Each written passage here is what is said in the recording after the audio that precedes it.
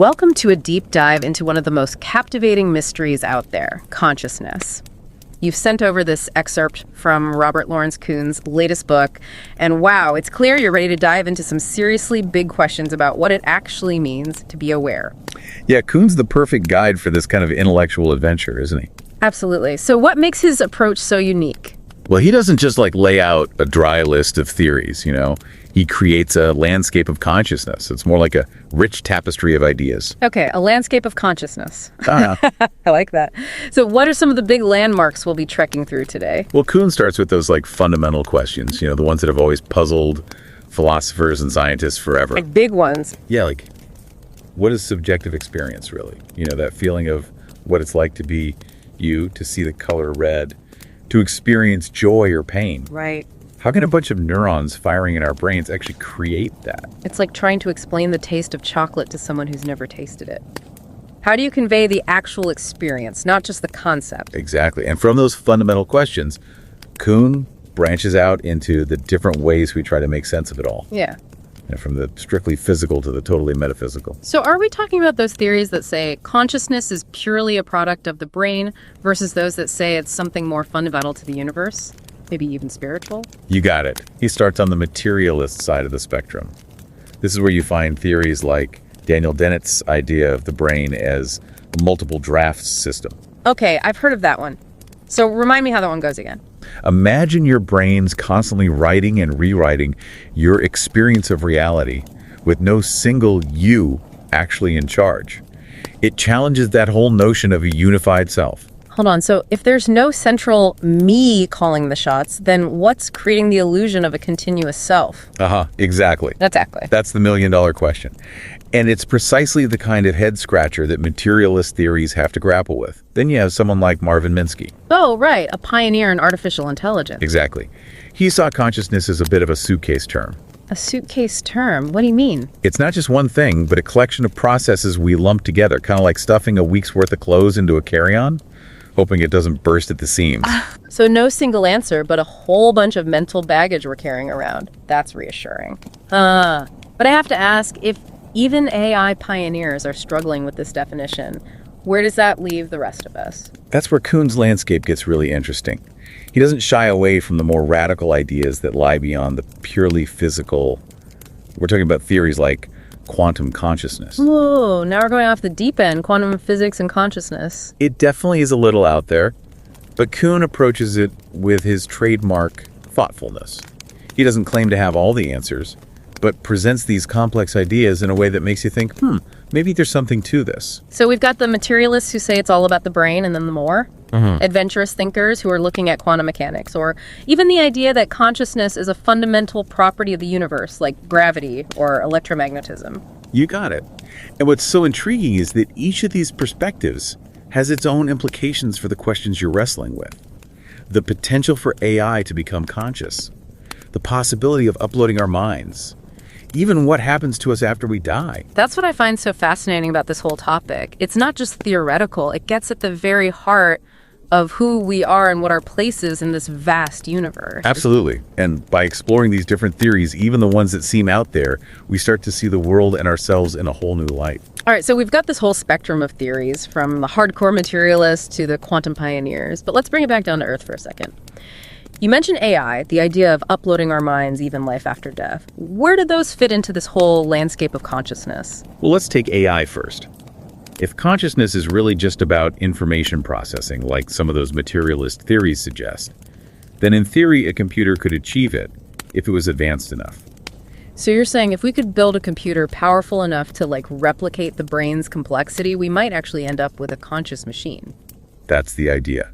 But then you've got other perspectives like those rooted in panpsychism that suggest consciousness is woven into the fabric of reality itself. Panpsychism, that's the idea that everything has some level of consciousness, right? Even a rock or a chair. Exactly. It might sound kind of out there, but it's gaining some serious traction.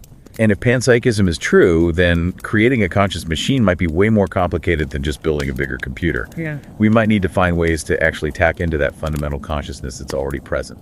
Okay, my head is officially spinning. So depending on which theory we're vibing with, creating conscious AI could be just around the corner or completely impossible. It really shows you just how big these different theories are. Now, if we jump to uploading our minds, that mind-blowing concept of achieving digital immortality, the stakes get even higher. Because we're not just talking about creating another intelligence, but transferring our own essence, our memories, our experiences into a digital form. But would that uploaded copy really be me, or just a very sophisticated imitation? That gets to the heart of what we even consider the self. If consciousness is just a function of information processing, then theoretically you could replicate that function in a different medium, like a computer. But what are the feeling of being you, the continuity of consciousness? It makes you think about those sci-fi movies where someone transfers their consciousness and then there are two versions of them running around. Which one is the real one? It's a question philosophers have been wrestling with forever. What makes you you? Is it your body, your memories, your sense of self? And if we can replicate those things digitally, does that mean we've achieved true immortality?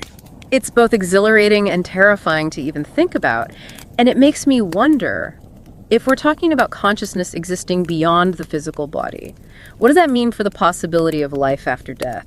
Does Kuhn go there at all? He does. He explores those big questions about what happens after we die through the lens of different theories. Some people point to near-death experiences, those accounts of people who were clinically dead but then revived as evidence for the survival of consciousness. Right, I've heard those stories. People seeing a bright light, feeling a sense of peace, maybe even seeing loved ones who have passed on.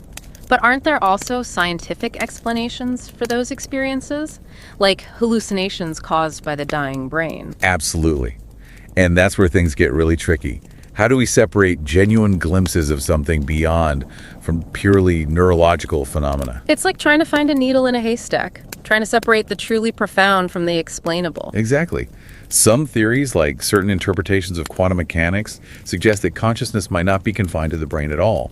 It could be a fundamental aspect of reality that exists independently of the physical body. So if that's true, then death wouldn't necessarily be the end of consciousness, just the end of our physical embodiment. That's a possibility that some theories leave open. Of course, there's no definitive answer, and Kuhn acknowledges that.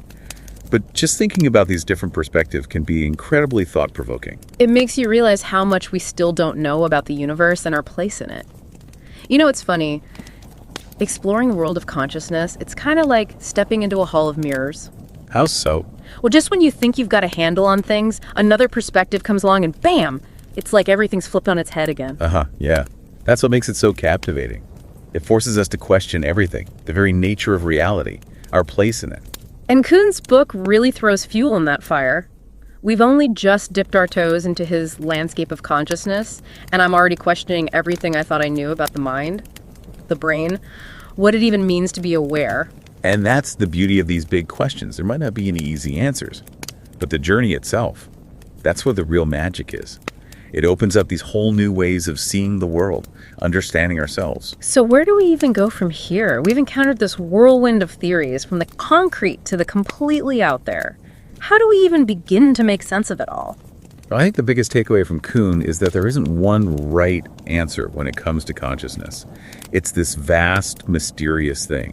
And each theory, from materialism to idealism to panpsychism, they all offer these unique lenses. So instead of looking for a single solution, maybe it's more about finding the perspectives that just click with us, with our own experiences and intuitions. Exactly. It's about staying curious, keeping an open mind, and embracing the mystery. Because the real mystery isn't how consciousness works, but what it means for us, for our lives, for the choices we make. It's like when you look up at the night sky. We can study the stars, learn all their names and constellations, understand the physics of how they burn, but there's still that awe and wonder that goes beyond any explanation. That's a beautiful way to put it. And in a way, that sense of awe and wonder, that's what makes this whole thing so endlessly fascinating. It reminds us that we're part of something so much bigger, something that challenges us, inspires us. Well said. So as we wrap up this incredible deep dive, I want to leave you with this control. Kuhn doesn't give us the answers, but he gives us something even better. What's that? A starting point, a springboard for exploration. So what resonates most with you? What questions about consciousness keep you up at night? Because the real takeaway isn't memorizing theories. It's about holding on to that sense of wonder and never stop asking those big challenging questions. Couldn't agree more. Thanks for joining us on this deep dive into the landscape of consciousness. Until next time, keep exploring, keep questioning, and keep diving deep.